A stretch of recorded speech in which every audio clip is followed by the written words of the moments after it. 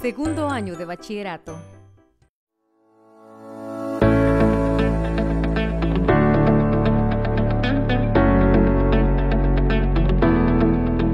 Equilibrio químico. Hola, bienvenidos a su programa Aprendamos en Casa. Durante esta semana continuaremos estudiando tópicos relacionados a las reacciones químicas. Estudiaremos el equilibrio químico, las reacciones reversibles y la escala de pH. Para conocer un poco acerca del concepto de equilibrio químico, estudiaremos la historia acerca de su estudio. En los primeros años del siglo XIX, el científico francés Berthollet cuestionó las ideas acerca de las reacciones químicas. Este profesor e investigador propuso los conceptos de reacción reversible y reacción incompleta. Esto lo hizo a través de experimentos a gran escala que analizó y estudió.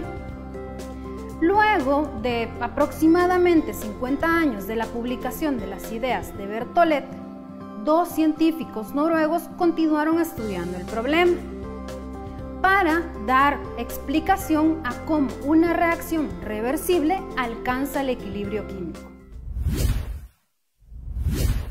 Para comprender mejor el equilibrio químico, debemos conocer qué es una reacción reversible. Una reacción reversible es cuando los reactivos pasan a formar los productos, pero en un momento determinado, los productos también pueden reaccionar y volver a formar nuevamente los reactivos. Observemos esto realizando un experimento. Para esto vamos a necesitar una gradilla, dos tubos de ensayo, dos goteros, una solución de hidróxido de sodio, ácido clorhídrico y dicromato de potasio.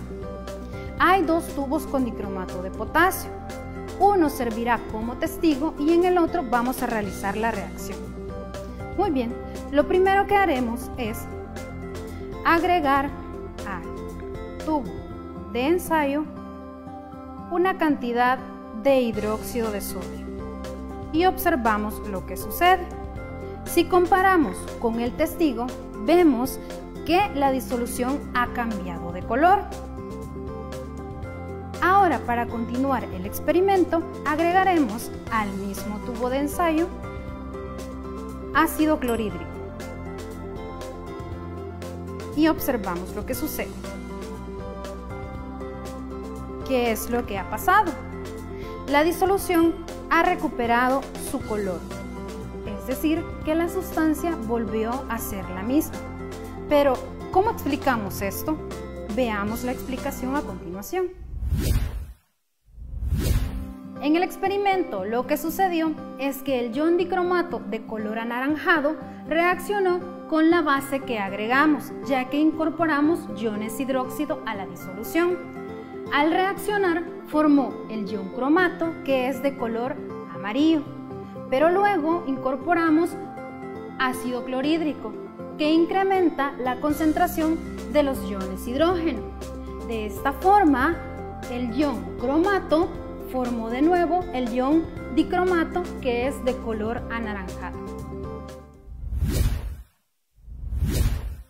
Para comprender mejor el equilibrio químico, consideremos la siguiente reacción, donde las letras mayúsculas A, B, C y D indican las sustancias que están reaccionando y las letras minúsculas A, B, C y D indican los coeficientes, es decir, el número de moles que participan en la reacción. En un equilibrio, la reacción va a pasar de los productos a los reactivos a cierta velocidad, pero llega un punto donde la velocidad va a disminuir. En ese punto, los productos reaccionarán entre ellos y formarán de nuevo los reactivos.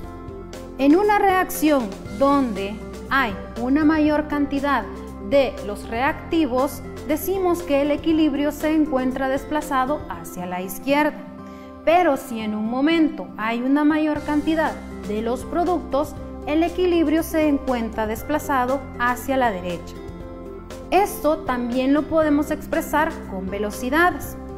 Y tenemos la velocidad de la reacción directa y la velocidad de la reacción inversa. Estas velocidades se expresan de la siguiente manera.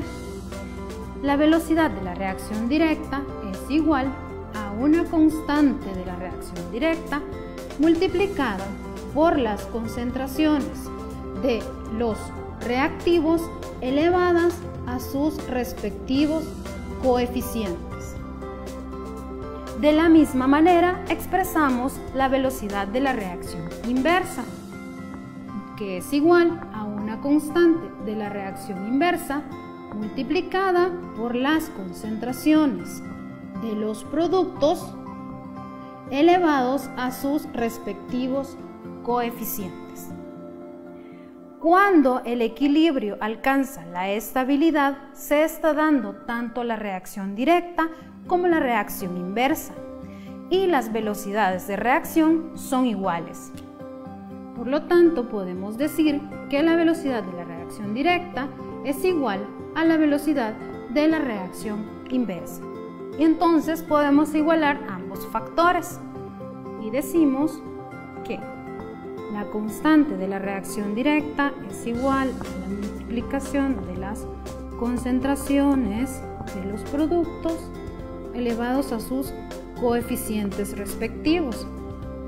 Esto va a ser igual a la constante de la reacción inversa multiplicada por las concentraciones de los productos elevados a sus respectivos coeficientes. Podemos despejar la expresión para dejar de un mismo lado las constantes. Tendríamos que la constante de la reacción directa entre la constante de la reacción inversa es igual a las concentraciones de los productos entre las concentraciones de los reactivos. KD y KI son constantes. Por lo tanto, podemos decir que este cociente de constantes es igual a otra constante que denominamos constante de equilibrio. Entonces, la constante de equilibrio va a ser igual al cociente de el producto de las concentraciones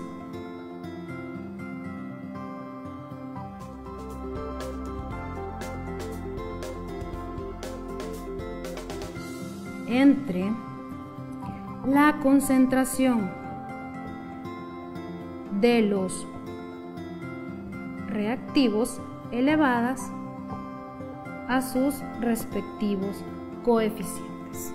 Esta es la ley de acción de masas y de esta forma expresamos la constante de equilibrio de una reacción química.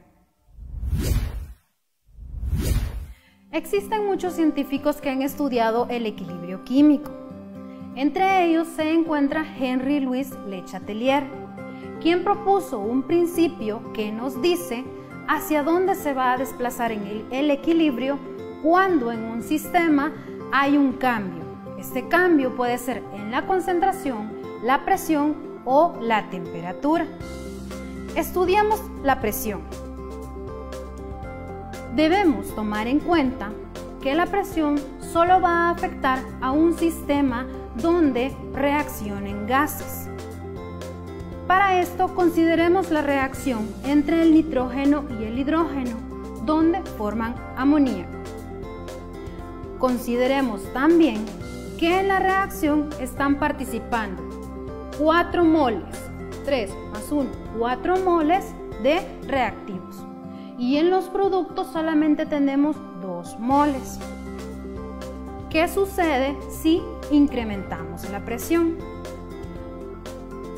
Un incremento en la presión va a provocar que el volumen del sistema disminuya. Por lo tanto, hay menos espacio. Entonces el equilibrio se va a desplazar hacia donde hay un menor número de moles. En este caso, el equilibrio se desplaza hacia la derecha. En el caso contrario, si disminuimos la presión, el volumen va a incrementar y el equilibrio se va a desplazar hacia donde hay un mayor número de moles. En este caso, el equilibrio se desplaza hacia la izquierda. En el caso del cambio de la temperatura, solo se aplica a las reacciones endotérmicas y exotérmicas, es decir, las que absorben o liberan energía. Consideremos nuevamente la reacción entre nitrógeno e hidrógeno, donde hay liberación de energía, es decir, es una reacción exotérmica. ¿Qué sucede si la temperatura del sistema se incrementa? Si la temperatura del sistema se incrementa, el equilibrio se va a ver desplazado de forma que gaste ese exceso de energía. Por lo tanto, en este caso hay que consumir esa energía y el equilibrio se desplaza hacia la izquierda. En el caso contrario, si hay una disminución de la temperatura, el equilibrio se va a desplazar de forma que contrarreste esa bajada de temperatura. Esto lo hace desplazándose hacia la derecha, pues así va a generar más energía para restablecer el sistema. Ahora consideremos una reacción endotérmica, donde se consume energía para que se dé la reacción. ¿Qué sucede si se incrementa la temperatura? En este caso, al incrementar la temperatura, estamos agregando calor al sistema.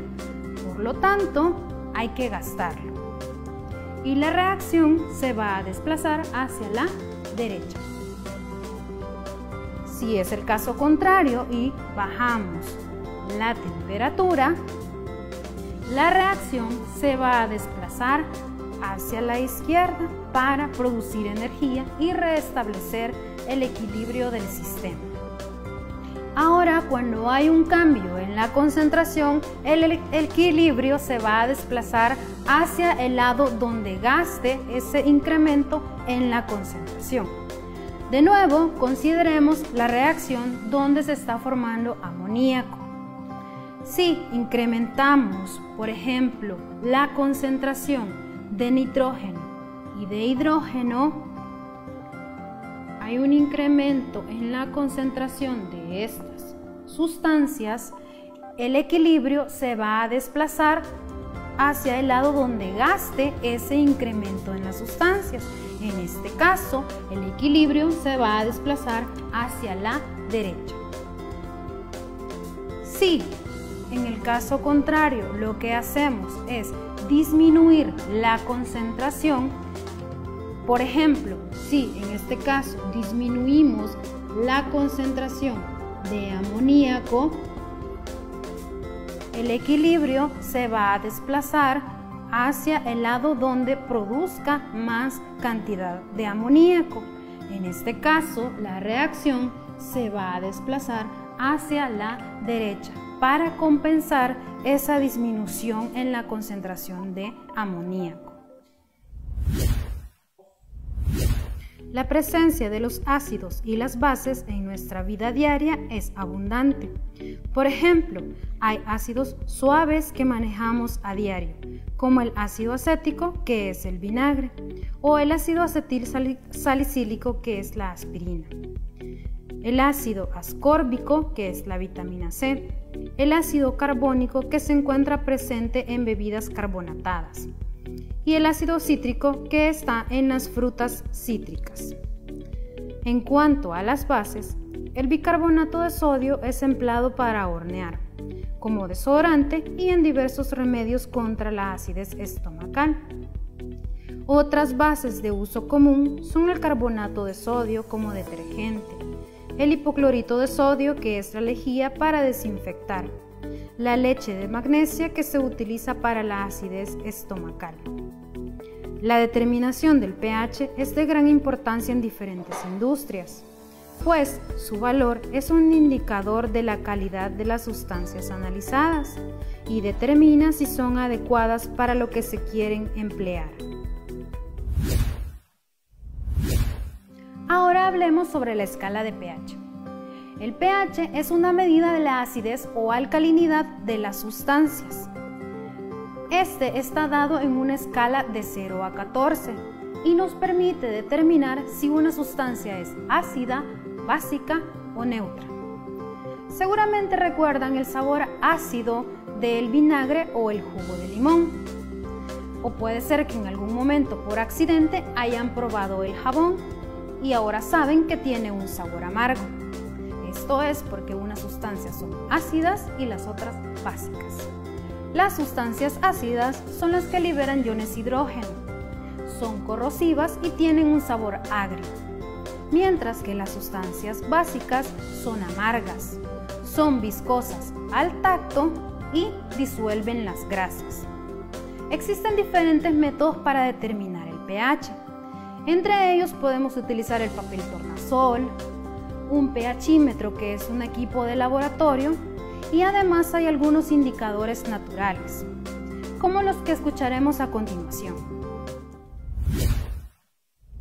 El papel tornasol se torna rojo en presencia de sustancias ácidas y se torna azul al estar en presencia de sustancias básicas. La fenolftaleína permanece incolora en soluciones ácidas, pero en presencia de bases se vuelve de color rosado. El papel pH muestra una medida más certera del pH, ya que muestra los diferentes colores que pueden presentar las sustancias. El repollo morado, las flores de Jamaica y las flores de clavel son sustancias que presentan pigmentos naturales que cambian a color rosado en medio ácido y verde en medio básico. Ahora que ya conocen los indicadores naturales, utilizaremos el repollo morado o col lombarda para realizar un experimento donde determinaremos de forma cualitativa el pH de algunas sustancias. Las sustancias son ácido muriático, vinagre, agua, bicarbonato y lejía. Lo que vamos a realizar es cortar el repollo morado en pequeños trozos y lo pondremos en agua a hervir para que éste pueda desprender la sustancia colorante que nos va a servir para determinar el pH. En este caso, yo ya tengo uno preparado y lo que voy a hacer es colocar una pequeña cantidad o unas gotas de este colorante en cada una de las muestras. Observamos lo que sucede.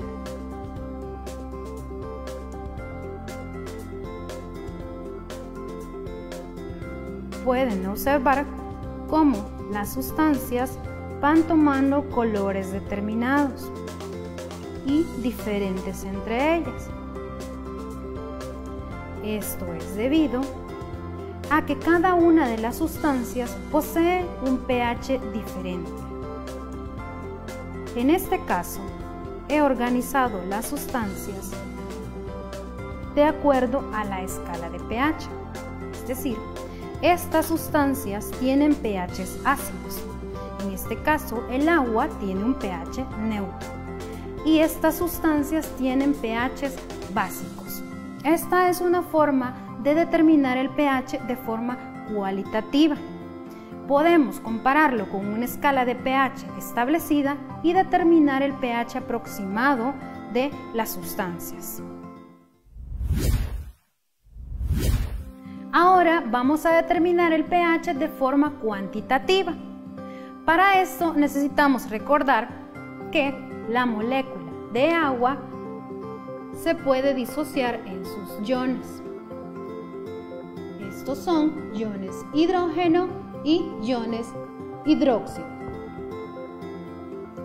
Cuando al agua se le agrega una sustancia ácida, se incrementa la concentración de los iones hidrógeno. cuando se agrega una sustancia básica, vamos a incrementar la concentración de los iones hidróxido. Ahora, recuerden que el pH es una medida de la acidez de las sustancias. Por lo tanto, el pH se expresa de la siguiente manera. pH es igual a menos el logaritmo de la concentración de los iones hidrógeno. De la misma manera, podemos expresar el pOH. El pOH está dado para los iones hidróxido y es igual a menos el logaritmo de la concentración de los iones hidróxido.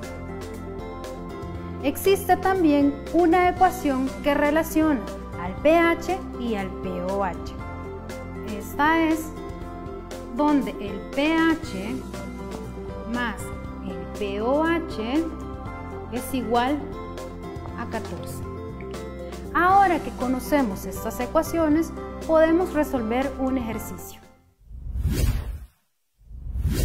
Ahora resolvamos el ejercicio que dice: se tiene una disolución de ácido clorhídrico donde la concentración de los iones hidrógeno es 1 por 10 a la menos 1 molar.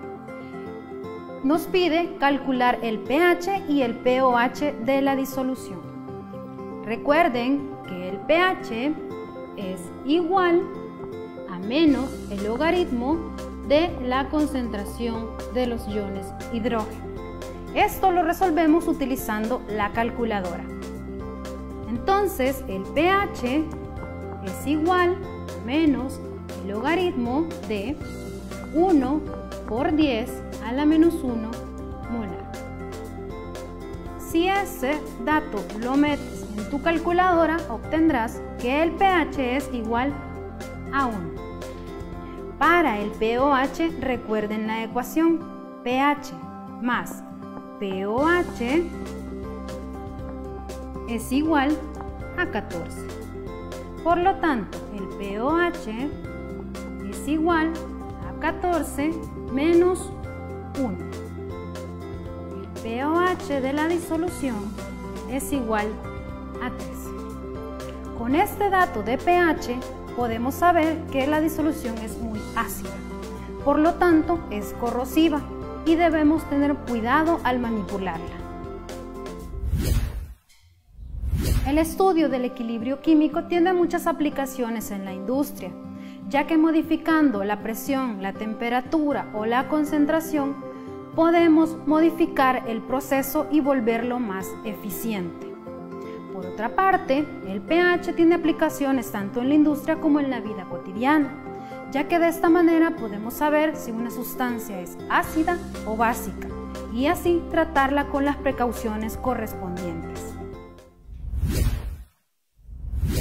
El día de hoy estudiamos el equilibrio químico. Para eso estudiamos las reacciones reversibles. Ahora sabemos que una reacción reversible es cuando se pueden formar los productos y los productos reaccionan para formar nuevamente los reactivos. También estudiamos los factores que afectan el equilibrio químico. Recuerden, son la concentración, la presión y la temperatura. Finalmente estudiamos la escala de pH. Ahora sabemos que si una sustancia es ácida, su pH va a ser menor a 7. Si es neutra, su pH es igual a 7. Y si es básica, su pH va a ser mayor a 7. Ponte a prueba. Cuando los productos de la reacción interactúan entre sí y forman nuevamente los reaccionantes, se trata de una reacción. Literal A, reacción exotérmica. B, reacción endotérmica. C, reacción reversible. Si elegiste C, reacción reversible, estás en lo correcto. ¿Cuál es el pH de una solución cuya concentración de iones hidrógeno es 0.01 molar? Respuesta A, 1. Respuesta B, 2. Respuesta C, 3.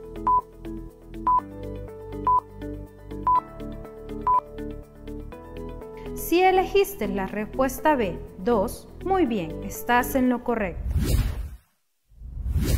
Muy bien, chicos. Ahora me despido de ustedes. Espero que les haya gustado la clase y sigamos aprendiendo en casa.